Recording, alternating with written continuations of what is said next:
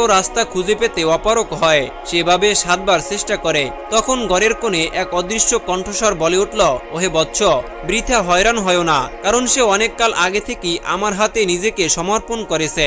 শয়তানের সাহস হয় না তার কাছে ঘেঁষার, এবং চোরের কি সাধ্য যে তার বহির্বাসের দিকে হাত বাড়ায়। ওহে বৎস, তুমি তার ঘরে চুরির ধান্দা ছেড়ে দাও, কারণ যদি এক বন্ধু ঘুমিয়ে থাকেন তো অপর বন্ধু জেগে পাহারা দিচ্ছেন। একথা পরম সত্য এবং নিশ্চিত, কারণ আল্লাহ পাক রব্বুল আলামিন বলেছেন, আল্লাহর দাসের সামনে ও পিছনে ফেরেশতা মোতায়েন থাকে।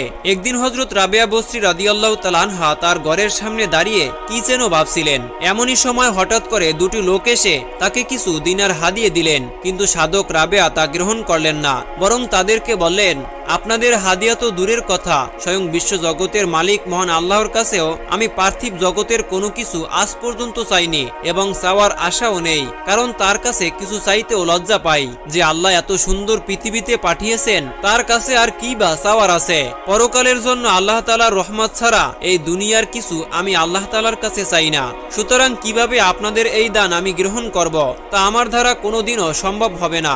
উম্মুল খায়ের হযরত রাবেয়া বসরি কোনোদিন কোনো মানুষের কাছে কোনো কিছুই চাইতো না।